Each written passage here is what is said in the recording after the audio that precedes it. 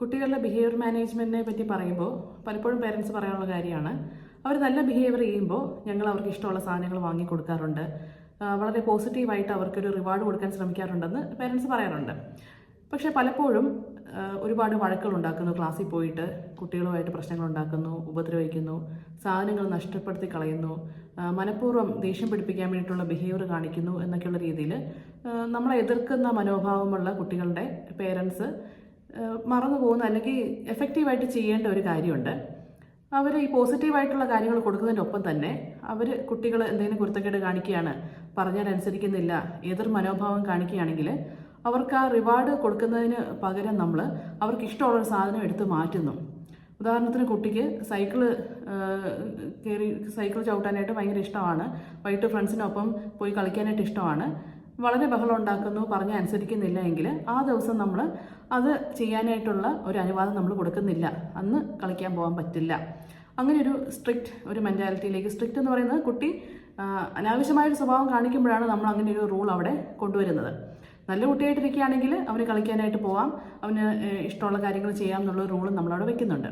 അപ്പോൾ ഇത് പലപ്പോഴും പേരൻസ് നീ ഇത് ചെയ്തില്ലെങ്കിൽ അല്ലെങ്കിൽ നീ പറഞ്ഞ അനുസരിച്ചില്ലെങ്കിൽ ഞാൻ കളിക്കാൻ വിടത്തില്ല കേട്ടോ, ഞാൻ നിനക്ക് ടോയ്സ് വാങ്ങിത്തരില്ല കേട്ടോ എന്ന് പറഞ്ഞ് പേടിപ്പിക്കാറുണ്ട് അവർ.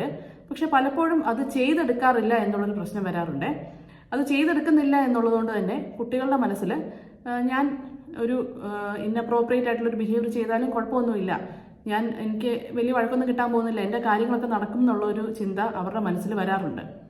അപ്പോൾ നമ്മൾ ഇവർക്ക് റിവാർഡ് കൊടുക്കുന്നതിനൊപ്പം തന്നെ അവരുടെ ബിഹേവിയറിൽ എന്തെങ്കിലും കുഴപ്പമുണ്ടെങ്കിൽ നമ്മൾ അവർക്ക് ഇഷ്ടപ്പെട്ട ഒരു സാധനം എടുത്ത് മാറ്റുന്നു. ഇപ്പോൾ ഉദാഹരണത്തിന് അവർക്ക് ഇഷ്ടപ്പെട്ട ഒരു ടോയ് നമ്മളെടുത്ത് മാറ്റുന്നു, അല്ലെങ്കിൽ TV കാണാൻ അനുവദിക്കുന്നില്ല, അല്ലെങ്കിൽ അവർക്ക് ഇഷ്ടപ്പെട്ട ഫുഡ് അത് നമ്മൾ പ്രിപ്പയർ ചെയ്യുന്നില്ല എന്നുള്ള രീതിയിൽ ഈ മോശം ബിഹേവിയർ വരുമ്പോൾ അങ്ങനെ ഒരു നിലപാടിലേക്ക് നമ്മൾ മാറിയെങ്കിൽ മാത്രമേ ഇവരുടെ ബിഹേവിയറെ നമുക്ക് കംപ്ലീറ്റ് ആയിട്ട് ഡീൽ ചെയ്യാനായിട്ട് പറ്റുള്ളൂ. അപ്പോൾ ഈ പോസിറ്റീവായിട്ട് റിവാർഡ് കൊടുക്കുന്നതിനൊപ്പം തന്നെ നെഗറ്റീവായിട്ടുള്ള കാര്യങ്ങൾ, അതായത് ഇവരുടെ ബിഹേവിയറിൻ്റെ പ്രശ്നം വരുമ്പോൾ അവർക്ക് ഇഷ്ടമുള്ള എടുത്ത് മാറ്റാനും നമുക്ക് വളരെ കാര്യമായിട്ട് ഈ രണ്ട് കാര്യങ്ങളും എഫക്റ്റീവായിട്ട് ചെയ്യുമെങ്കിൽ മാത്രമേ ഇവരുടെ ബിഹേവിയർ നമുക്ക് മാനേജ് ചെയ്യാൻ പറ്റുള്ളൂ. ഇത് നമ്മൾ ചെയ്തു തുടങ്ങുമ്പോൾ ആദ്യത്തെ ഒരു 2 ആഴ്ചയൊക്കെ വലിയ ബുദ്ധിമുട്ടായിരിക്കും. കുട്ടി ഒരുപാട് പ്രശ്നങ്ങൾ ഉണ്ടാക്കാനും ബഹളം വയ്ക്കാനും ഒക്കെ ശ്രമിക്കും. പക്ഷെ 2 ആഴ്ചയ്ക്ക് ശേഷം നമ്മൾ ആ പറഞ്ഞ കാര്യത്തിൽ ഉറച്ചു നിൽക്കുന്നു എന്ന് കാണുമ്പോൾ കുട്ടി പതുക്കെ വ്യത്യാസങ്ങൾ, കുട്ടിയിൽ പോസിറ്റീവായിട്ടുള്ള ചേഞ്ചസ് വരുന്നതായിട്ട് നമുക്ക് കാണാൻ പറ്റുന്നതാണ്. അപ്പോൾ ഇത് നമുക്ക് എന്താണെങ്കിലും ചെയ്തു നോക്കേണ്ടതായിട്ടുണ്ട്.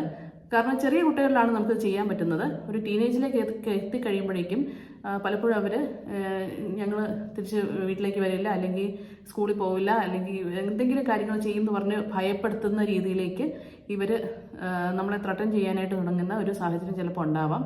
അപ്പം ഇങ്ങനെയുള്ള എന്തെങ്കിലും ബിഹേവിയർ പ്രോബ്ലംസ് കുട്ടികളിൽ കാണുമ്പോൾ അത് ഏറ്റവും ചെറിയ പ്രായത്തിൽ നമുക്ക് മാനേജ് ചെയ്യാൻ ശ്രമിക്കുന്നതാണ് എഫക്റ്റീവായിട്ട് ചെയ്യാൻ കുറച്ചും കൂടി എളുപ്പം.